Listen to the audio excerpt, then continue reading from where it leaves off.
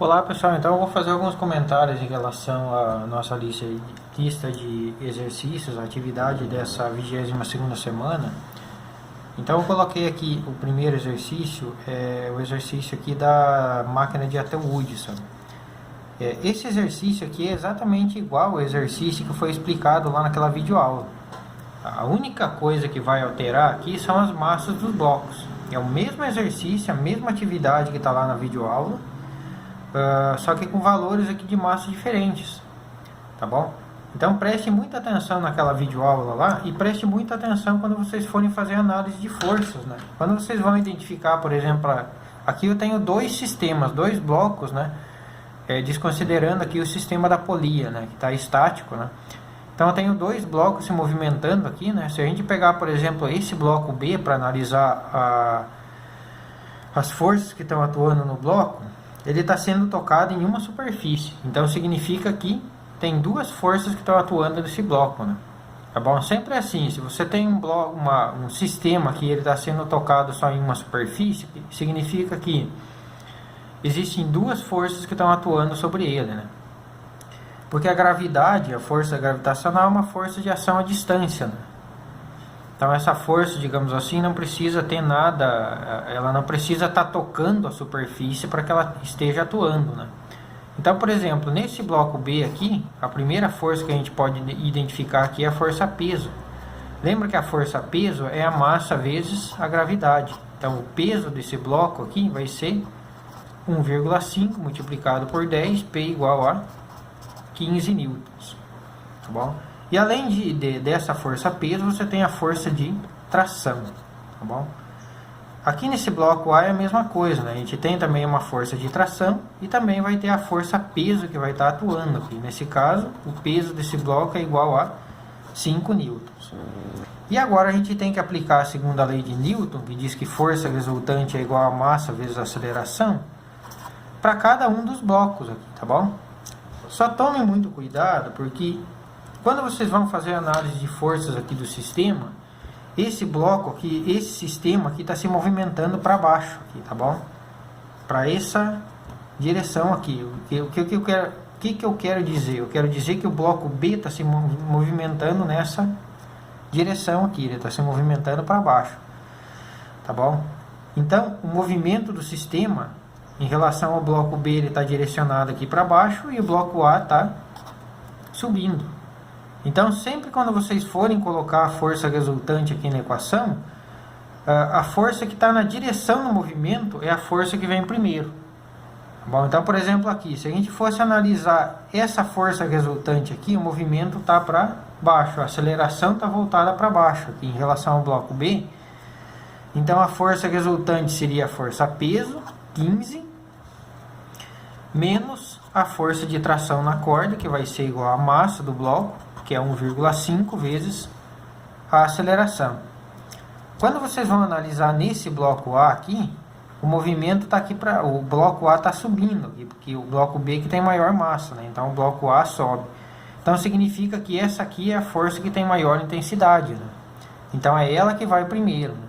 É sempre a força de maior intensidade que vai primeiro aqui na equação.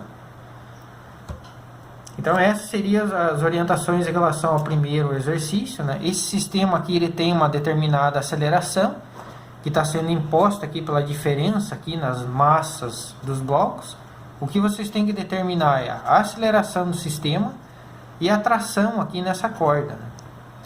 Tá bom? Lembra que a tração nesse ponto é igual a tração no outro ponto da corda aqui, né? Então essa corda aqui está sobre a mesma tensão, tá bom? Esse é o exercício número 1. O exercício número 2, eu coloquei o exercício lá sobre o elevador e peso aparente, né? Porque, na verdade, se a gente for analisar aqui, por exemplo, um sistema com elevador, e esse aqui é um sistema que a gente sempre monta quando a gente vai discutir sobre peso aparente, que foi o que ele discutiu lá na videoaula também, que você tem uma pessoa, essa pessoa tem uma massa aqui, nesse caso aqui, de 60 kg, né? Tá? Então, o peso dessa pessoa, a força-peso aqui, vale 600 newtons, né? Lembra que peso é sempre massa multiplicado pela gravidade, tá bom? E essa pessoa aqui está exercendo, então, essa pessoa tem uma força-peso aqui, sendo exercida sobre essa balança, e a pessoa aqui não está em movimento de queda devido à força-peso aqui, porque a balança tem uma força de reação aqui da superfície, né, que no caso a superfície da balança, que é a nossa força aqui normal, ele identificou aqui. Tá bom? Então existem duas forças aqui atuando nesse sistema. Tá? O que a balança indica? Né? A balança sempre vai indicar para a gente o resultado aqui da força normal. Tá? Então o resultado que a balança nos dá é sempre o resultado dessa força normal, que é a força de reação da superfície. Lá. Então, se esse elevador aqui está em movimento acelerado, esse resultado da força normal ele pode ser diferente da força-peso. E a balança pode estar indicando, então, um peso que a gente chama de peso aparente. Lá, daí. Tá bom? Basicamente, é isso que a gente tem que analisar aqui nessa situação. Quando vocês forem aplicar a segunda lei de Newton aqui, eu sempre vou pedir para que vocês tomem cuidado com o direcionamento do eixo. O que eu quero dizer? Por exemplo, eu vou analisar aqui, vou começar a fazer análise para esse exercício aqui. Digamos que, para fazer a análise desse exercício, eu vou direcionar o eixo Y aqui para cima. Então, todas as forças que estão para cima que estão direcionadas para cima vão ser positivas, e todas as forças que estão direcionadas para baixo vão ser negativas. Tá bom? E da mesma maneira a aceleração. Tá? Então aqui ele falou o seguinte, ó, assinale a alternativa que indica a intensidade da força mostrada pela balança quando o elevador se move com velocidade constante. Eu já expliquei isso aqui na videoaula anterior, da atividade anterior, e eu vou falar de novo. Se a velocidade é constante, significa que a aceleração do sistema é nula. E aí é só a gente aplicar todos esses resultados aqui na segunda lei de Newton para identificar qual que é o peso que a balança vai estar indicando se a velocidade que o elevador aqui está subindo é constante. Se a velocidade é constante, a aceleração do sistema é igual a zero. Lembra lá da segunda lei de Newton, que força resultante é igual a massa vezes a aceleração. Aqui eu tenho só um sistema. Qual que é a força resultante? É a força normal menos a força peso. A força normal é a força que está direcionada aqui na direção do eixo, então ela é a força positiva. E a força peso está na direção contrária aqui da orientação do eixo, então é negativa, que é igual a massa multiplicado pela aceleração, só que a aceleração aqui é nula. Então esse produto aqui dá zero e a força normal vai ser igual a força peso. Tá bom? Agora, na segunda condição, ele fala assim, ó, quando o acelerador está quando o elevador está subindo com uma aceleração de 2 metros por segundo. Então, nesse caso aqui, o elevador está sendo acelerado com 2 metros por segundo. É aqui que vocês têm que tomar cuidado, tá bom? Porque, ó, nesse caso aqui, o que está direcionado, quais são as grandezas vetoriais aqui que estão direcionadas na mesma direção aqui do eixo Y? Porque eu orientei meu eixo Y para cima. Então eu vou começar a resolução dessa parte aqui, né? Ó, força resultante é igual a massa vezes a aceleração.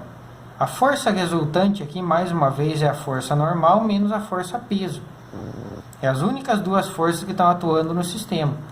A força normal é a força que está direcionada aqui na direção do eixo Y. Né? Então ela é a força positiva, digamos assim. E a força peso está contrária à direção do eixo. Então ela é negativa.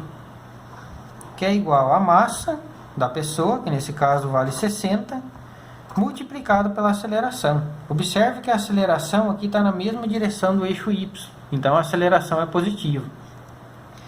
Agora, se por exemplo a gente tivesse orientado o eixo Y para baixo, a aceleração aqui ia ser negativa e a força normal ia ser negativa. Então, quando vocês forem analisar esse problema aqui do elevador, vocês só tomem cuidado aqui com a orientação do eixo. Sempre todas as grandezas vetoriais, o que são grandezas vetoriais? Força, aceleração, velocidade, são grandezas vetoriais, que você precisa de intensidade, direção e sentido. Tá? Então, a partir do momento que você direcionou o eixo Y, todas as grandezas que estão na mesma direção do eixo são positivas. E todas as grandezas que estão contrárias à direção desse eixo aqui vão ser negativas. Tá bom? A questão número 3, ela fala sobre as leis de Newton. Né? A primeira, segunda e terceira lei de Newton. Eu sempre tento chamar alguma questão dessa aqui igual à questão 3, porque é sempre bom vocês estarem relembrando sobre essas leis, porque isso aqui cai muito em questões de Enem, de vestibular, e todos esses princípios aqui dessas leis a gente vai continua aplicando aqui na resolução dos nossos exercícios. Né? Então lembra lá que a primeira afirmativa é em relação à lei da inércia. A segunda afirmativa aqui é em relação à segunda lei de Newton, que é o princípio fundamental da dinâmica que a gente acabou de utilizar aqui. Tá bom? E tomem cuidado quando vocês forem analisar aqui a terceira afirmativa, que é sobre a terceira lei de Newton. A terceira lei de Newton, ela parece uma lei simplificada, assim, muito simples a gente analisar e entender, mas a gente tem que tomar cuidado aqui com o processo, digamos assim, de análise em relação ao sistema de corpos, em relação digamos assim, aos corpos que a gente está utilizando para analisar essa lei. A terceira lei de Newton, então, é a lei da ação e reação, e ela diz que se você está aplicando uma determinada força aqui, por exemplo, numa parede, eu vou colocar uma força F aqui, então essa parede vai te devolver essa força com a mesma intensidade, mas oposta em sentido. Você imagina que fosse uma pessoa em cima de um skate aqui, aplicando essa força F na parede. Então ela aplica uma força F e a parede devolve essa força aqui com a mesma intensidade, mas oposta em sentido. Tá bom?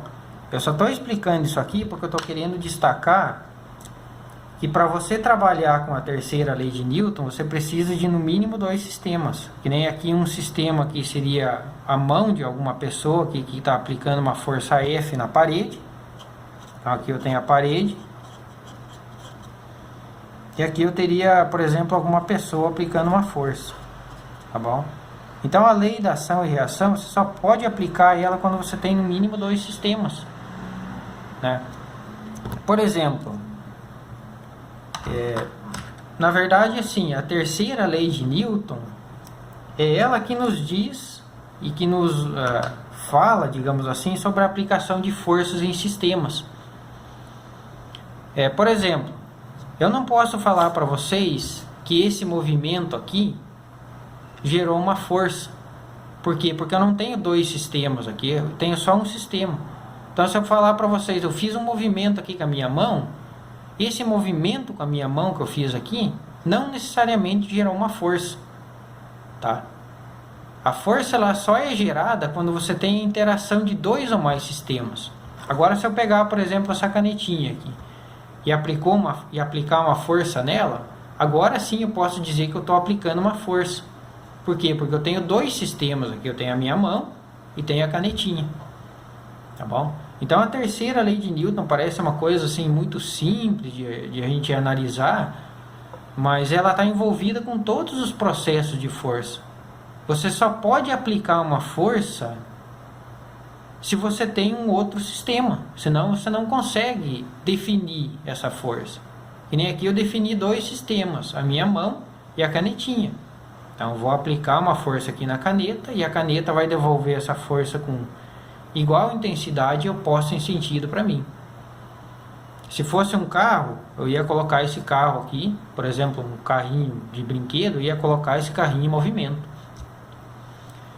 Tá bom? Então a terceira lei de Newton, ela parece simples, mas ela está relacionada com vários e vários processos que a gente analisa aqui a partir das aplicações da lei de Newton. Vários processos do nosso cotidiano. Tá bom? Então você só pode aplicar uma força se você tem dois sistemas definidos, né? Então era isso só que eu queria discutir aqui em relação à terceira lei de Newton para vocês relembrar um pouquinho, tá bom? A número 4, a questão número 4, ela fala o seguinte: você tem uma xícara, essa xícara tem uma massa de 0,4 kg e essa xícara aqui ela está sobre uma mesa horizontal, tá bom? Meu desenho aqui não ficou lá grande coisa, mas para fazer a explicação eu consigo fazer a explicação a partir dele. E aí, essa questão aqui é sobre atrito, tá? Ele deu dois valores aqui. Para começar a história, ele falou que o coeficiente de atrito estático aqui entre a xícara e a mesa é igual a 0,2. E o coeficiente de atrito dinâmico, que é o cinético, é 0,15. Qual que é a diferença dos dois? O estático é quando o objeto não está em movimento. Vou abreviar aqui, tá bom? E aqui é quando o objeto está se movimentando. Tá bom? Essa é a diferença desses dois valores aqui de coeficiente de atrito. Tá bom? Lembra que a gente tinha trabalhado uma formulinha na aula passada, né? Sobre a força de atrito. A força de atrito é calculada pelo coeficiente de atrito multiplicado pela força normal. Bom, sempre que vocês vão calcular a força de atrito, vocês utilizam essa equação aqui. E a pergunta que ele faz é o seguinte: qual que seria a aceleração do movimento da xícara, o valor de aceleração, se a gente aplicasse uma força F aqui de 1 Newton? Então, para começar a analisar esse sistema, eu tenho que identificar primeiro todas as forças que estão atuando no sistema. Primeira força que está atuando aqui, ó, vai ser a força peso, P. Lembra que a força peso é a massa multiplicada pela gravidade. Então, aqui nesse caso, ela vale 4 newtons. A xícara, então, ela tem um determinado peso, né? Tem uma determinada força aqui que está atuando, e essa força é direcionada lá para o centro da Terra. A xícara não cai porque essa superfície aqui, ela exerce uma força de reação, que é a nossa força normal. Tá bom? Essas duas forças aqui estão em equilíbrio, né? Por que estão em equilíbrio? Porque a xícara não está se movimentando aqui nesse eixo Y. Então significa que a força normal é igual a força peso, assim como a gente fez na aula passada. Então significa que a força normal vale 4 newtons, tá bom? Aí eu estou supondo que a gente está aplicando a força nessa direção aqui, ó. Uma força F que vale 1 newton. E lembra que eu falei para vocês que essas duas superfícies aqui, elas têm uma rugosidade entre elas, né? Então, quando você começa a aplicar a força, a interação entre essas rugosidades das duas superfícies, ela vai gerando uma força contrária ao movimento aqui, né? Que é a nossa força de atrito. Tá bom? Então, eu identifiquei as 4 forças que estão atuando no sistema. Qual que é o segredo desse exercício aqui? A pergunta que se faz é: se eu aplicar uma força de 1 newton, essa xícara vai estar em movimento ou não? Essa que é a pergunta principal para vocês conseguirem resolver esse exercício. Tá bom? Então, como que a gente calcula essa força mínima necessária para você colocar essa xícara em movimento? Na aula anterior foi discutido muito sobre a diferença do atrito estático e do atrito dinâmico. Então, lembra que o atrito estático é quando o objeto está parado. Quando o objeto não está em movimento, tem o atrito estático. E esse coeficiente de atrito estático aqui, ele se refere à força máxima que você tem que aplicar para colocar o teu sistema em movimento. É aquele negócio lá que foi discutido na aula anterior da iminência do movimento, né? Então, na iminência do movimento, a força, digamos assim, a força mínima que você tem que aplicar vai ser dada por essa relação aqui. A força de atrito estático vai ser o coeficiente de atrito estático multiplicado pela normal. Tá, eu acho que se fizer a conta aqui vai ficar mais fácil de vocês entenderem o que eu estou querendo falar. Então, ó, força de atrito estático vai ser igual ao coeficiente de atrito estático, que é 0,2 multiplicado pela força normal, que vale 4.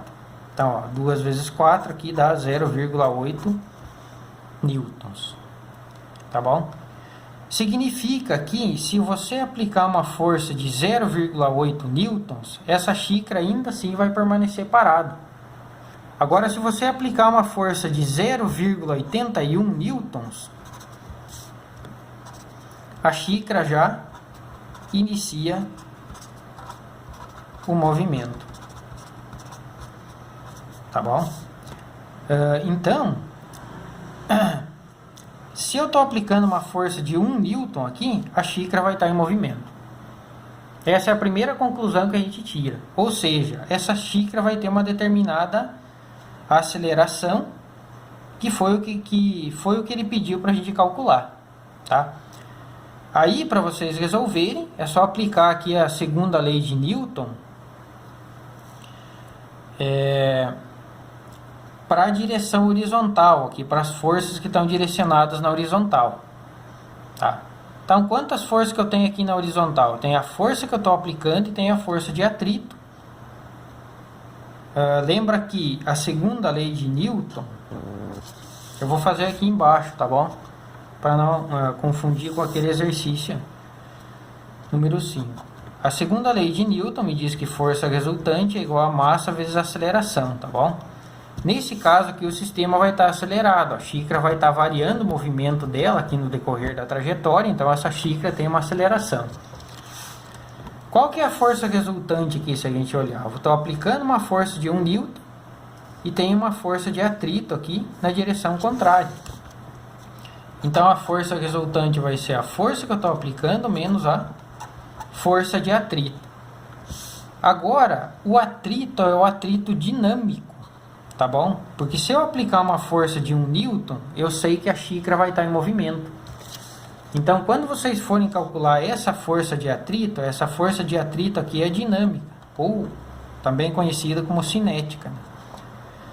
Que vai ser igual à massa da xícara, que vale 0,4 multiplicado pela aceleração. Só tomem cuidado com essa força de atrito aqui, porque essa força de atrito aqui, agora, é a dinâmica. Então, essa força de atrito, que eu vou colocar aqui dinâmico, vai ser igual ao coeficiente de atrito dinâmico, que é o 0,5 multiplicado pela normal. Tá bom? Agora a gente saiu aqui da parte estática do movimento e a xícara passou a se movimentar. Então, o que vale é o atrito dinâmico e não mais o estático. Ok? Está praticamente encaminhado aqui. Agora é só substituir os valores aqui e calcular a aceleração do sistema. O exercício número 5 é muito parecido com esse exercício aqui, número 2, tá? Então eu vou deixar como desafio para vocês resolverem. O único segredo aqui desse exercício tá quando ele fala aqui sobre o valor da aceleração. Ele fala assim, ó. Nesse caso aqui, o elevador está subindo com uma aceleração de módulo g sobre 10. Então, essa aceleração que o elevador está sendo imposta para o elevador, lá pelo elevador, é igual a g sobre 10. Mas quanto que vale o g aqui? Ó? Esqueci de colocar a igualdade aqui. O g vale 10 metros por segundo. 10 dividido por 10 é igual a 1 metro por segundo ao quadrado, tá bom? Então a aceleração aqui do sistema já está calculada também. É só vocês calcular aqui a força normal, né? Que vai ser a força que vai estar sendo identificada lá no ponteiro da balança. E esse sistema aqui,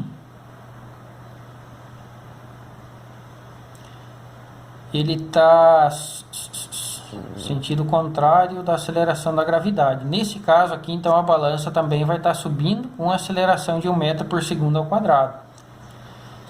Em um determinado momento do exercício aqui, vocês vão ter que calcular a massa aqui do Chiquinho. Lembra que P é igual a mg, tá bom? Nesse caso aqui o peso vale 500 newtons, é igual a massa multiplicado pela gravidade, que vale 10. Então a massa do Chiquinho aqui é de 50 kg. E aí é só vocês voltar aqui nesse exercício e relembrar como que aplica a segunda lei de Newton aqui para esse sistema do elevador aqui, tá bom? Que foi o que eu acabei de avaliar aqui. Então essas eram as orientações que eu queria passar para vocês, né? Em relação à atividade dessa semana, né? Então observe que é uma atividade assim que está envolvendo bastante coisa. A gente partiu aqui da máquina de Atwood, né? Aplicações das leis de Newton. Depois a gente foi para análise do elevador aqui, peso aparente. Depois eu relembrei para vocês aqui, esse exercício 3 relembra algumas coisas aqui sobre as leis de Newton que a gente está trabalhando até agora, né? Por exemplo, assim, ó, a lei da inércia. Quando eu falo que o sistema está a velocidade constante e a aceleração é nula, isso aqui é relacionado com a lei da inércia, que todo o corpo tende a manter seu estado de movimento, né? Na ausência de forças externas atuando sobre ele. Depois a gente discutiu um pouquinho aqui esse exercício sobre atrito. Tome muito cuidado, nesse exercício aqui é só vocês ter paciência para aplicar aqui as leis de Newton. Tá bom? Identificar as forças que estão atuando aqui no sistema e aplicar a lei de Newton. E esse último exemplo aqui, esse último exercício é muito parecido com o exercício número 2 aqui que eu acabei de resolver. Tá bom? Bons estudos a todos.